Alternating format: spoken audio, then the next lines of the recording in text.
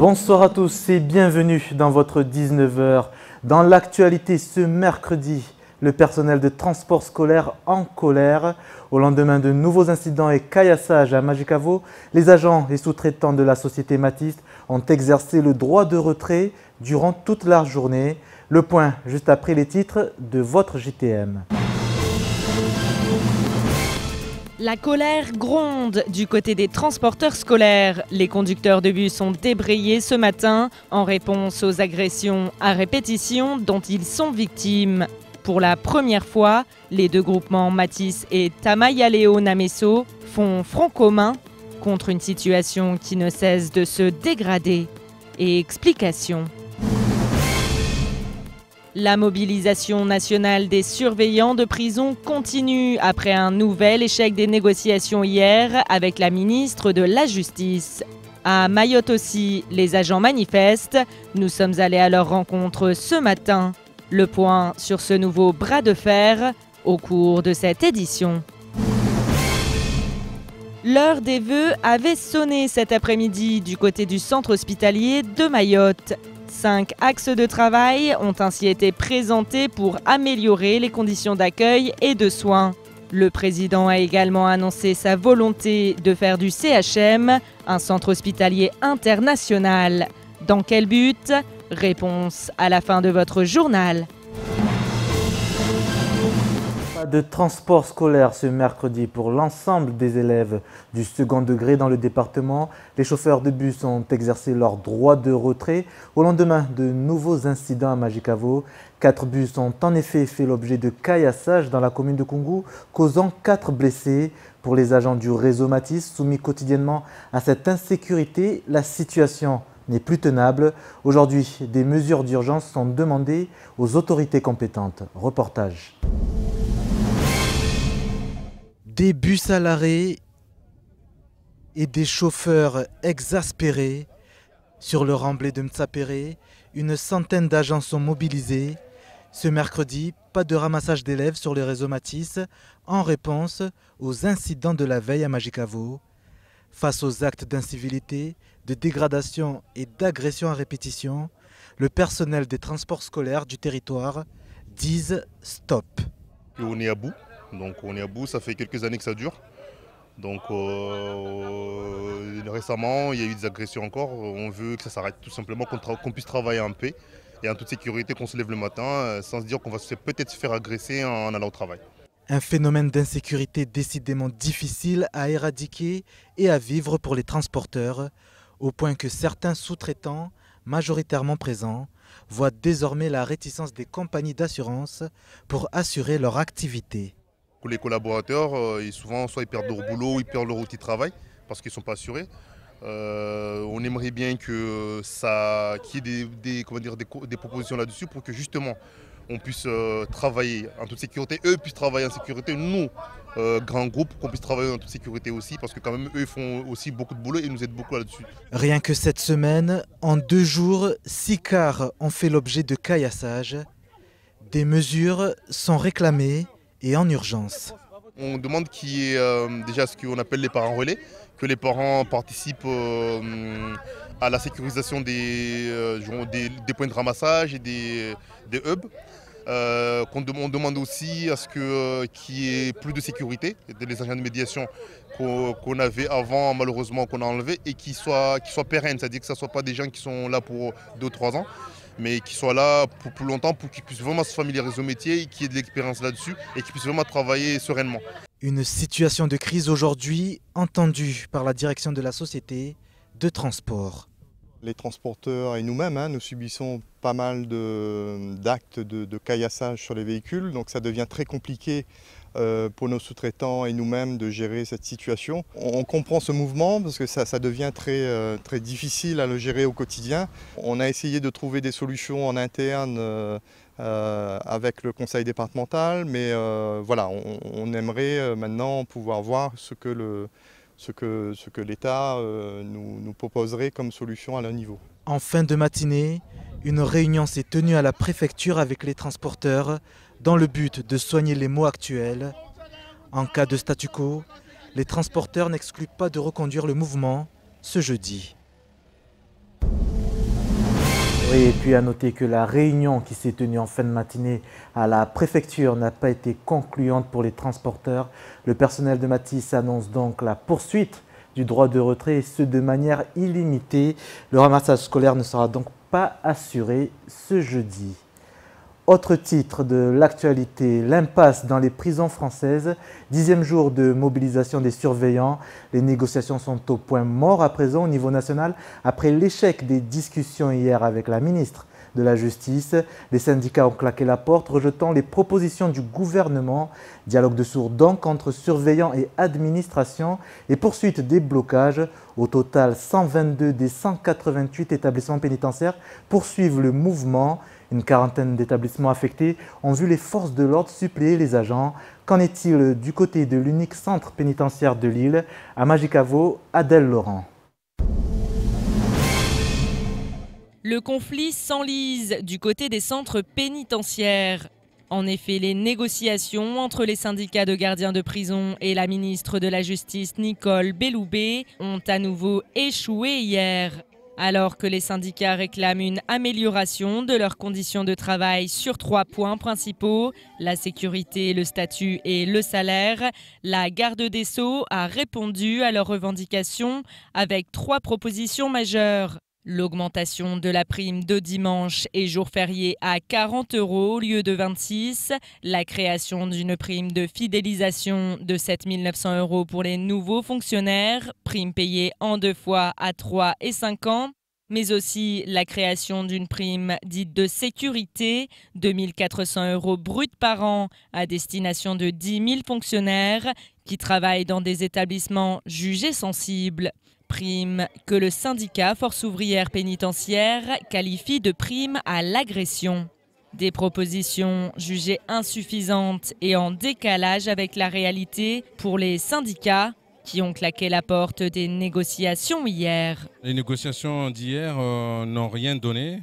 Ils ont fait que empirer la situation parce que finalement, ce qu'on attendait du gouvernement, c'est complètement le contraire. Parce que, voilà, en fait, on nous propose une prime à l'agression. Et ça, c'est inconcevable, quoi. Donc, on n'a pas accepté, ça. Il faut aller se faire agresser pour toucher une prime, alors qu'on demande juste une amélioration de notre statut et une prise en compte, en fait, de la situation des prisons, quoi.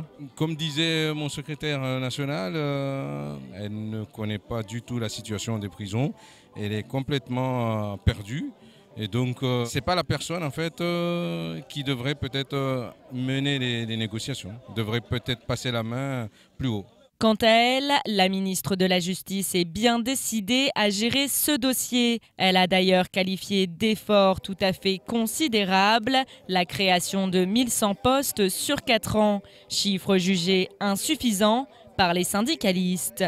Les 3 syndicats UFAP, UNSA, FO et CGT pénitentiaires ont donc appelé à poursuivre le mouvement de blocage des établissements pénitentiaires. Nous, on est prêts à suivre, on est solidaires au mouvement national.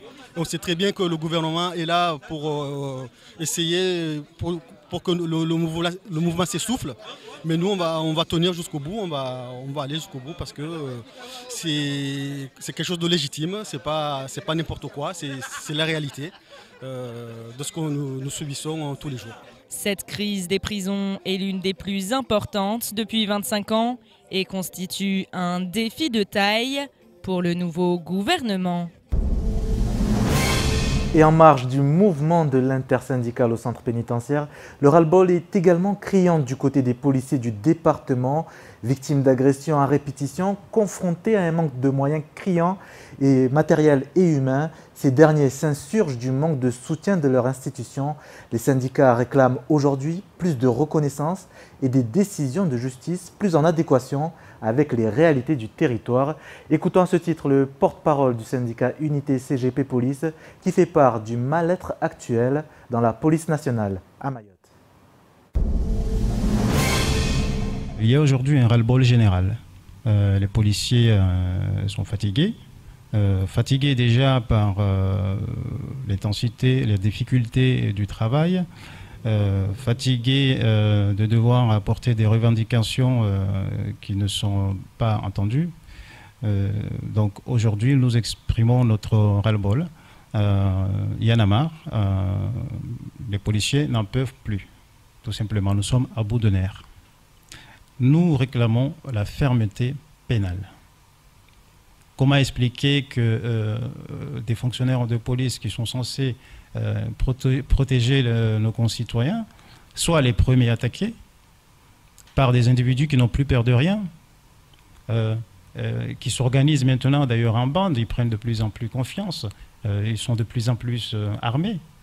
Comment expliquer qu'on laisse ces faits perdurer dans le temps? Ce n'est pas normal. Donc là, aujourd'hui, nous exprimons vraiment notre ras-le-bol. Propos recueillis au micro de la matinale de Kwezi. Après le drame de Kungu il y a 2 semaines, la lutte contre l'habitat illégal est devenue le nouveau cheval de bataille des autorités, mais pas que, puisque le collectif de Mayotte a décidé d'entrer dans la cour et compte donc bien prendre le dossier en main. Le mouvement citoyen tenait cet après-midi une conférence de presse pour évoquer ses prochaines actions. Bonsoir Moudar Saïd. Bonsoir. Dans le micro s'il vous plaît. Alors vous êtes membre du collectif des citoyens de Mayotte. Vous avez tenu cet après-midi une conférence de presse. Votre intention, elle est claire aujourd'hui, c'est de déloger les habitats illégaux construits du côté de Batrolo, des terrains Batrolo à Kaouini. Alors vous donnez un ultimatum aux autorités, 1 mois. Pourquoi lancer ce genre d'ultimatum à l'État aujourd'hui? Pourquoi ne pas lancer ce genre d'ultimatum à l'État aujourd'hui? L'État a laissé durer les choses, a laissé pourrir la situation. Maintenant, on est arrivé à un stade où plus rien n'est contrôlé par personne. Aujourd'hui, on se rend compte qu'à Mayotte, il y a absence totale de l'autorité de l'État. Totale. Sous prétexte que, à partir du moment où on est sur un terrain, on ne peut plus être délogé parce que ça fait plus de 48 heures qu'on est là. Mais ce qu'on oublie, c'est qu'il y a 48 heures, cette personne n'était pas sur cette place. Maintenant, puisqu'elle y est, malgré l'avis des propriétaires, c'est à l'État de prendre les choses en main. Mais encore une fois, il y a absence. Le préfet, nous ne savons pas s'il est là. Nous ignorons s'il est au courant de ce qui se passe à Mayotte, mais on n'a pas l'impression qu'il est au courant. Ce type d'action à long terme peut marcher, vous pensez? Quel est l'objectif? Mettre un objectif, je ne sais pas si c'est ce qu'il faut. Tout ce que je peux dire aujourd'hui, c'est que nous sommes arrivés à un stade où plus personne ne contrôle plus rien. Tant qu'à faire, puisque la délinquance est autorisée à Mayotte, que tout le monde devienne délinquant. Peut-être, à partir de ce moment-là, le préfet se rendra compte qu'à Mayotte, plus rien n'est plus comme avant.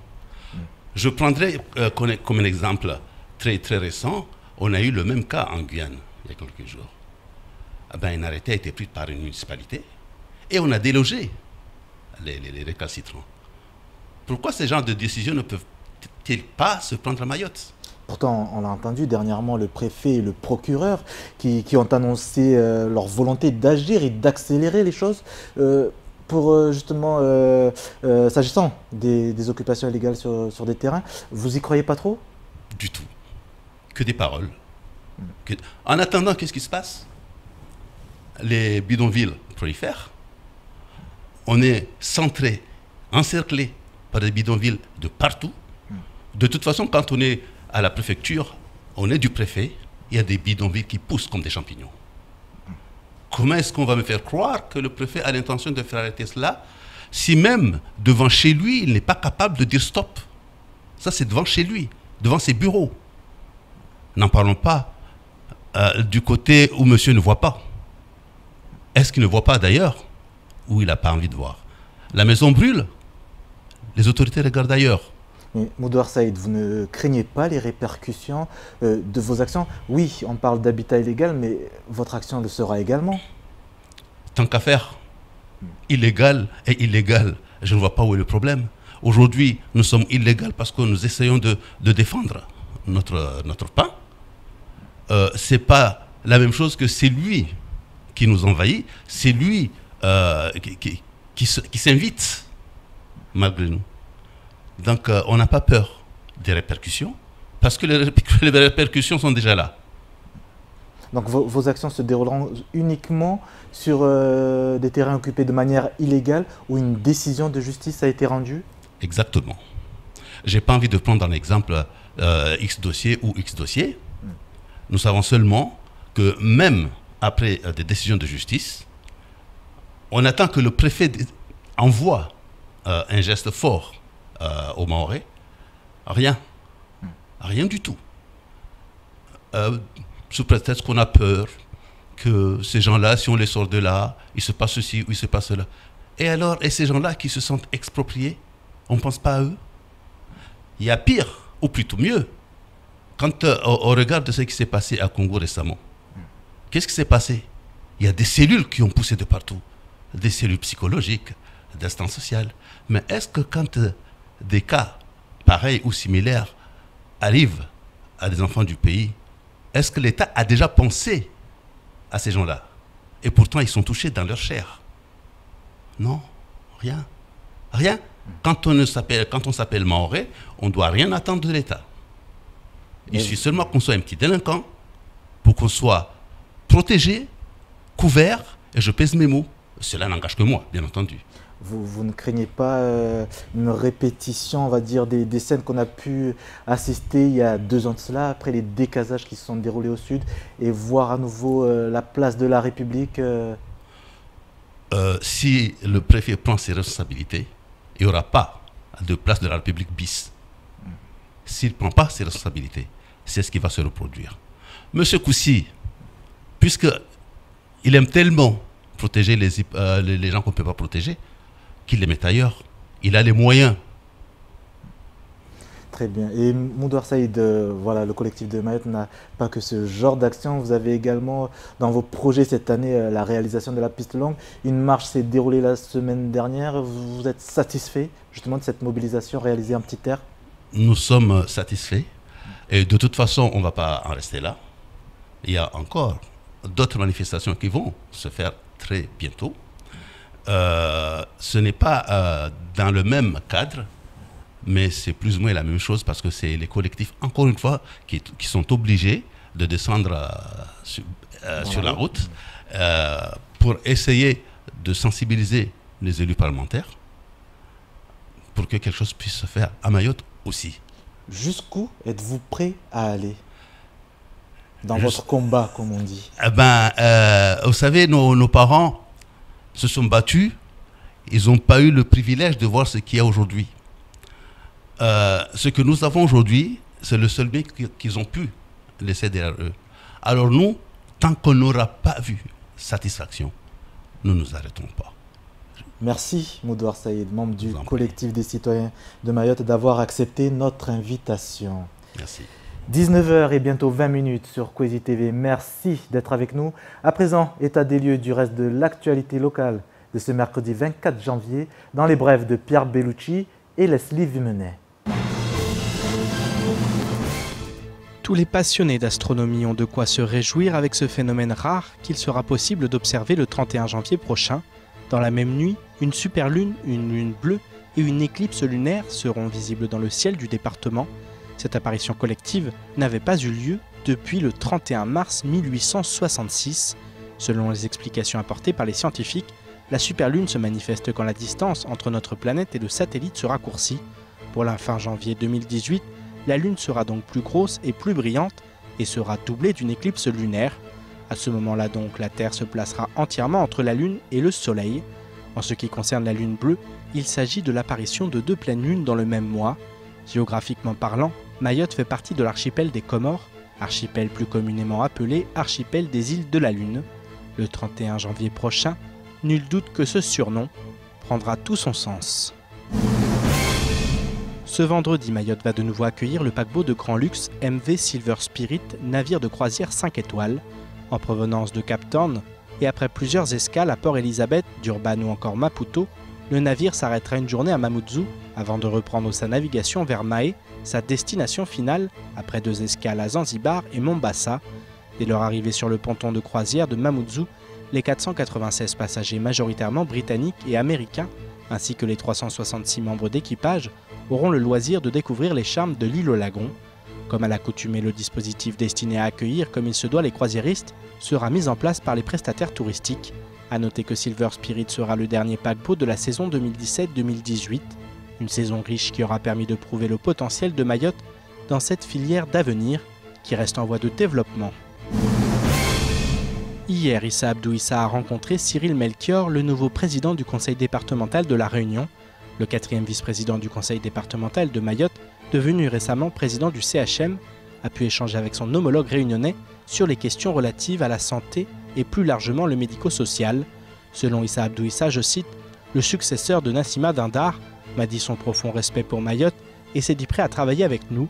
Rendez-vous est donc pris fin février pour peaufiner les contours d'une grande convention de partenariat entre nos deux institutions dans le médico-social pour permettre les échanges de pratiques et l'immersion de nos cadres.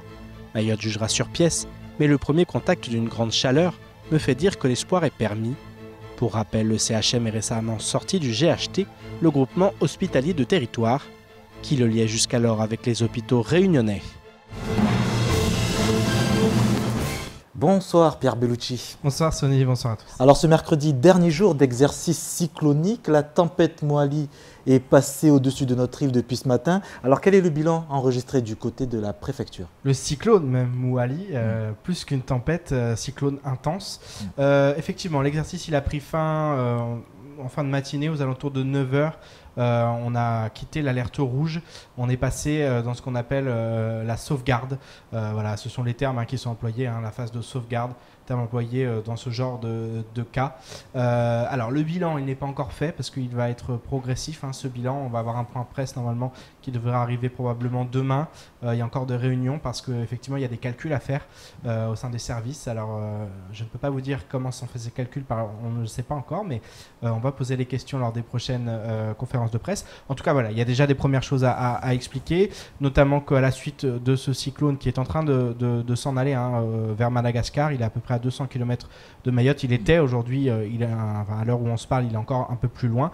Dans le cadre de cet exercice, bien sûr, on rappelle.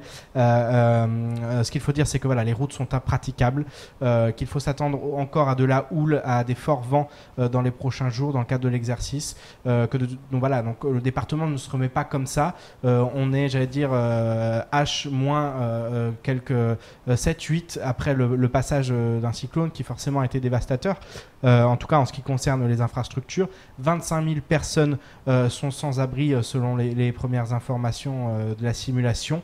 Voilà, donc on compte, il y a très peu il y a que 5 communes qui ont pris part à cet exercice, il faut le rappeler, notamment des communes comme Tsamboro, comme Kungu, et on voit les chiffres un peu des hébergements. Donc comme Tsamboro, c'est 2600 personnes qui peuvent être hébergées par rapport au centre d'hébergement. Kungu, on a 1000 personnes seulement, c'est la deuxième commune de l'île. Donc voilà, il y aura aussi des efforts, il faudra aussi travailler sur tous ces points-là. En début d'après-midi, on a eu un nouveau point. Il y a une réunion encore dans l'après-midi. Le nouveau point fait état de l'aéroport qui est fonctionnel depuis midi, mais de nombreux glissements de terrain. Les glissements de terrain dans les communes notamment de Kungu, du côté de Kaweni, Amtsamboro, en Petite Terre à la Vigie également. Et puis, ce qu'il faut dire aussi, c'est qu'il y a tout un système qui se met en place, un système au niveau des services de l'État, où on va à la rencontre des victimes. On n'en connaît pas pour le moment le nombre, ça va venir dans les prochaines heures, les prochains jours, mais en tout cas on sait qu'il y a des victimes, donc voilà, le système se met en place, le système de secours notamment. Il ne faut pas trop téléphoner pour ne pas entraver. Les routes sont impraticables, donc on déconseille d'aller sur les routes. Des moyens aussi vont être envoyés depuis La Réunion, depuis Paris, et également des moyens importants selon les communiqués. Des stocks d'eau potable notamment vont être mis à la disposition de la population, et puis il va y avoir des informations qui vont suivre notamment demain, parce que là on est quand même sur la fin de l'exercice. Il y a une grosse mobilisation, notamment au CHM dont on va parler juste après. Lors des vœux, ils ont dit un mot justement sur cet exercice, parce qu'ils se préparent à de nombreuses éventualités au niveau du CHM. Je pense à des épidémies de choléra ou toutes ces choses, à des tsunamis, et ils sont aussi entraînés pour cet exercice cyclonique. Voilà ce qu'on peut dire aujourd'hui. On est dans une phase de bilan, bien entendu, et puis aussi de secours immédiat à la population, avec des personnes qui sont à la fois mises à l'abri d'un d'un côté, des personnes à qui on porte secours dans l'immédiat, des moyens importants qui arrivent, et puis un bilan au niveau matériel aussi sur les routes qui sont impraticables. On essaye de remettre petit à petit les routes dans un état praticable. Voilà. C'est vraiment intéressant cet exercice. On va attendre le bilan définitif, mais... Qui sera dévoilé quand, justement? Écoutez, au niveau des services de l'État, demain il y aura d'autres réunions et ils fixeront à ce moment-là le point presse. On fera un bilan général, ça sera peut-être vendredi ou peut-être demain dans la journée, en fin de journée. On fera un bilan général avec notamment le bilan humain aussi. C'est vrai que c'est ce qui nous intéresse. On se souvient que les derniers chiffres faisaient état de pas moins de 25 000 morts en cas de cyclone à Mayotte. Donc là, on va voir un peu ce qu'il en est. En 2012, on était à 7 000 morts selon la simulation, ce qui est énorme. Voilà, on pense à Saint-Martin, Saint-Barthélemy, où il y a finalement eu peu de victimes au niveau humain. Il me semble 5, voilà, ce qui est déjà beaucoup trop. Mais à Mayotte, on est sur des chiffres qui sont bien différents au regard de la situation et notamment de la superficie du territoire et notamment je n'arrive pas à trouver le mot, le fait qu'on ait des plaines, qu'on ait des glissements de terrain. Voilà, on est dans une autre logique que celle de Saint-Martin ou Saint-Barthélemy. Puis on n'a pas les mêmes infrastructures. Bon, on verra cette fin de semaine, justement, nous sommes préparés cette fois-ci à affronter ces phénomènes. En tout cas, on sera mieux préparé après cet exercice, ça c'est une certitude. On l'espère bien. Merci Pierre pour ces précisions. On finit toujours par trouver. Merci encore Pierre pour ces précisions. On termine en santé, comme vous l'avez dit, Pierre, du côté de CHM. Après son séjour à La Réunion, Issa Abdou Issa était de retour à Mayotte ce jour pour les traditionnels vœux du CHM. Le nouveau président de l'institution et la directrice ont ainsi eu l'occasion d'évoquer l'avenir de la structure. 5 axes de travail occuperont cette année 2018, année durant laquelle le président souhaite qu'un important travail soit initié. Le 4e vice-président du conseil départemental souhaite notamment voir aujourd'hui le CHM comme une zone internationale. Dans quel but? La réponse dans ce sujet de Pierre Bellucci et Leslie Vimenet. L'heure des vœux avait sonné cet après-midi au centre hospitalier de Mayotte, l'occasion de faire le bilan d'une année 2017 qui aura notamment été marquée par un important mouvement de grève ou encore la visite de la ministre des Solidarités et de la Santé Agnès Buzyn. En ce qui concerne cette nouvelle année, en attendant la livraison de l'hôpital de Petite-Terre prévue fin 2018, le chantier de la restructuration sera lancé prochainement. On a un projet très structurant aussi, qui là est à une échéance un petit peu plus longue bien sûr. On peut considérer que ça sera 7-8 ans minimum. C'est la restructuration de l'hôpital sur le site. C'est l'option qui semble devoir être retenue. Il s'agit d'augmenter les capacités de nos services, que ce soit la chirurgie, la médecine, augmenter la capacité de nos plateaux médico-techniques, mais également revoir l'articulation entre les services. En marge de cette restructuration, 4 axes de travail ont également été dégagés pour l'avenir. Il s'agit de l'accessibilité des soins, de leur qualité et de la sécurité, de l'ancrage du CHM dans son environnement, mais aussi de l'attractivité et de la fidélisation des personnels hospitaliers. Il y a un travail qui vient d'être engagé à la fois pour les personnels médicaux et les personnels non médicaux et qui associe les médecins et les cadres de santé pour essayer de voir comment fidéliser. Parce qu'il y a plusieurs axes possibles. Il y a bien évidemment les éléments financiers, qui sont souvent décriés d'ailleurs, on l'a entendu, pour lesquels je ne suis pas certaine qu'on ait des résultats à long terme. Il y a aussi d'autres mesures d'attractivité qui me semblent devoir être vraiment mises en exergue et de fidélisation. On a une magnifique île, on a de la recherche. Les médecins peuvent faire de la recherche à Mayotte. C'est un des points parmi d'autres, mais également, je crois, améliorer notre communication. Récemment élu président du conseil de surveillance, Issa Abdou Issa a lui aussi pu présenter ses vœux pour la toute première fois. Parmi les annonces, l'une d'entre elles n'est pas passée inaperçue. En effet, Issa Abdou Issa souhaite que le CHM devienne un hôpital international. Concrètement, ça suppose que les enfants qui seront nés dans la première maternité de France et d'Europe, ne soient plus français. Pas systématiquement, mais prennent la nationalité de leurs parents. Et vous voyez bien que ça change tout. parce qu'en prenant la nationalité de leurs parents, puisqu'on sait que pour l'essentiel de ceux qui sont nés ici ne sont pas français, eh bien on résout un problème du droit du sol et de la même manière on réduit la pression migratoire et donc la pression que subit le CHM. Et vous voyez bien que cette tension-là diminuant, on va pouvoir exercer ici dans de bonnes conditions. Exercer dans de meilleures conditions, c'est ce que souhaite la directrice du CHM, qui compte pour ce faire s'appuyer sur les aides promises par l'État. Je suis optimiste, mais pas béatement optimiste, je l'ai dit là aussi, on ne doit pas être dans le déni des enjeux et des problèmes que l'on rencontre. Toutefois, ce que je constate, c'est qu'on a une écoute très attentive, même si tous n'en sont pas conscients actuellement, de nos ministères. On a des projets, des engagements financiers, certes qui ne résoudront pas tout non plus, mais qu'il me paraît absolument important de mener à bien, parce qu'on n'a jamais eu autant d'ouverture finalement sur ces différents projets qu'aujourd'hui. Des ouvertures dans lesquelles il conviendra de s'engouffrer afin que cette année 2018 permette l'émergence d'un meilleur système de santé à Mayotte. C'est la fin de ce journal, merci de l'avoir suivi. Dans un instant, la suite de votre programme sur les antennes de Coésie. Demain 6h, retour de l'information avec la matinale pour un décryptage de l'actualité du jour. Je vous retrouve à 19h pour votre JTM. Belle soirée à tous et à demain si vous le voulez bien.